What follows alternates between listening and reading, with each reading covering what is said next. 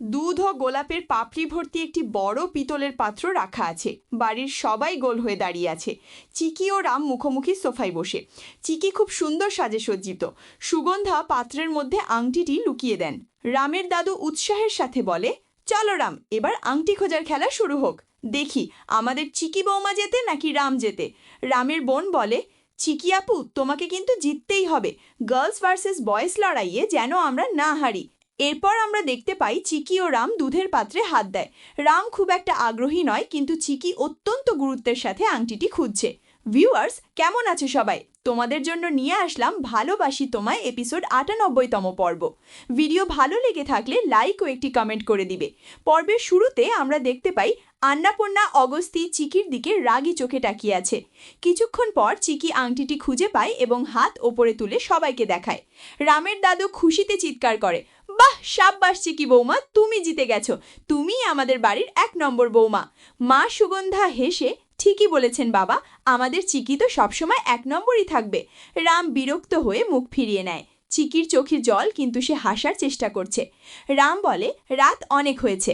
রাম এবং চিকি তাদের বেডরুমে একা। চিকি তার গয়না খুলছে। রাম খুব উত্তেজিত এবং রেগে আছে। রাম সে চিকির সামনে এসে দাঁড়ায়।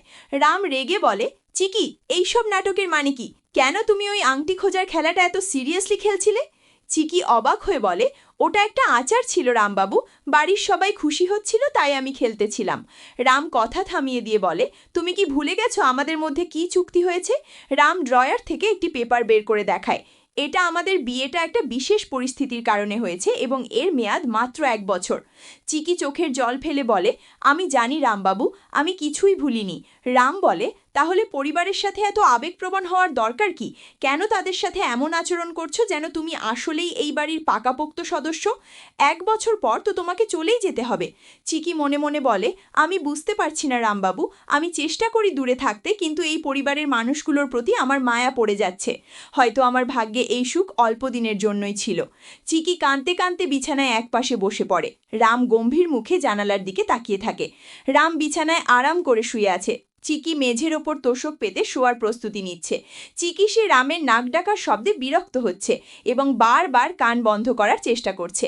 এক পর্যায়ে সে রামের একটি ভিডিও রেকর্ড করার চেষ্টা করে, যাতে পরের দিন তাকে এই অভ্যেসের কথা বলতে পারে। কিন্তু রাম হঠাৎ ঘুম থেকে জেগেই চিৎকার করে ওঠে। রাম বলে, ওরে বাপরে, কে, ভূত নাকি? চিকি ভয়ে গুটিয়ে গিয়ে বলে, আরে না, আমি চিকি। রাম বলে, তুমি এভাবে আমার মাথার কাছে বসে কি করছিলে? আমাকে ভয় দেখাতে চাও?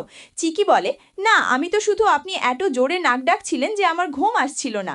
রাম বিরক্ত হয়ে বলে, চুপচাপ শুয়ে পড়ো, আর ১ বছর পর তো এসব সহ্য করতে হবে না, শুধু আর কয়েকটা দিন মানিয়ে নাও। রাম ও চিকি দুজনেই শুয়ে পড়ে, কিন্তু দুজনের চোখে কোনো ঘুম নেই। ভিউয়ার্স, আজ এ পর্যন্তই। পরবর্তী ভিডিও দেখতে আমাদের চ্যানেলটি সাবস্ক্রাইব করে বেল আইকন অন করে দিন। পরবর্তী ভিডিও দেখার জন্য অপেক্ষা করো। ধন্যবাদ।